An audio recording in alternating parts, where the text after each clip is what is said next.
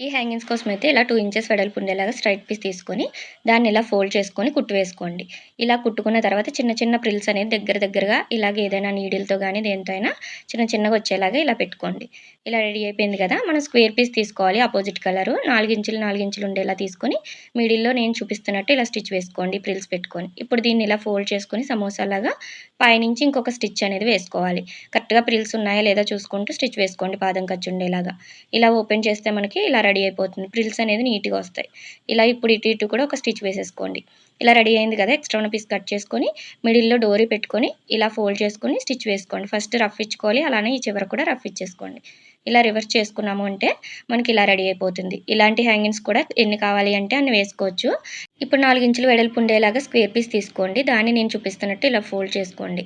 పాదం ఖర్చు ఉండేలాగా ఇలా స్టిచ్ వేసుకోవాలి. సమోసాలా ఫోల్డ్ చేసుకున్నాం కదా! ఇలా నేనైతే 2 తీసుకున్నాను సేమ్.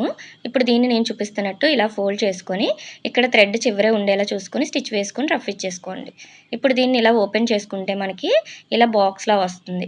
చూడండి స్క్వేర్‌లా వచ్చింది కదా!